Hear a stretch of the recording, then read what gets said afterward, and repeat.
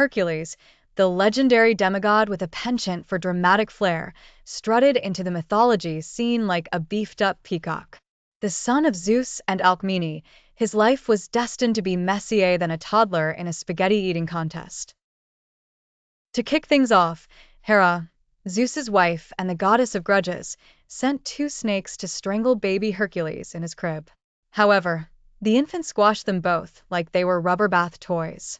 This knack for overachieving reoccurred regularly in young Hercules' life.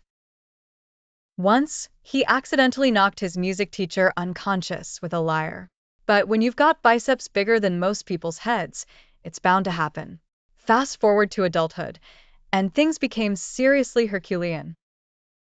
Driven mad by Hera, a not uncommon occurrence when gods interfere with mortals, Hercules committed a horrible crime. As penance, he was ordered to complete 12 labors. Each labor was more ridiculous than the other. First up was the Nemean lion, a beast with skin tougher than last week's bread. As cunning as he was strong, Hercules used the lion's own claws to skin it and then turned the pelt into a fashionable, albeit pungent, cloak. Then came the Lernaean hydra, a serpent with heads that regrew faster than your fingernails after a bad manicure. Not to be outdone, Herc's solution was to cauterize the neck stumps with a torch. Labor 3 had Hercules capture the golden hind of Artemis, an incredibly swift and sacred deer. He pretty much spent a year on a wild goose chase, or rather, deer chase, until he nabbed it.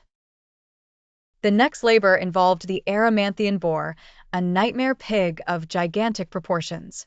Hercules chased it into deep snow, which conveniently slowed it down, making it easier to capture. Cue an accidental bar fight with some centaurs, but hey, what's a myth without collateral damage?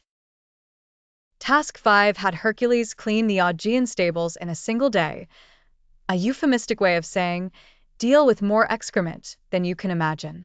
Hercules simply rerouted 2 rivers through the stables, setting the first recorded usage of power washing. Then came the Stymphalian birds, which had feathers as deadly as daggers. Hercules used his godly strength to bang a big ol' rattle, scaring them out of their nests, and then picked them off one by one. For his 7th task, he captured the Cretan bull, a beast gifted by Poseidon, although you have to question the wisdom in gifting gigantic bulls. After wrestling it into submission, Herc simply dragged it back, no biggie. The 8th task required him to nab the maras of Diomedes, man-eating horses that were perpetually hangry. Hercules, using his muscles and brains, fed their own master to them, and their appetites miraculously subsided. For number 9, he stole the girdle of Hippolyta, queen of the Amazons. Despite a conspiracy involving Hera stirring up rumors of kidnap, Hercules had more of a charm offensive and got the girdle. Task 10 might have been the trickiest, Cattle of Geryon, a giant with 3 heads.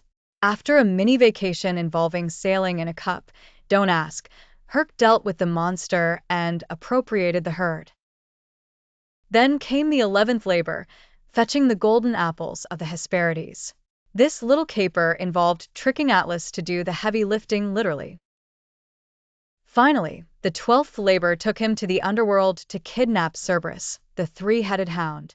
After a bit of polite coercion and some heavy lifting, he succeeded.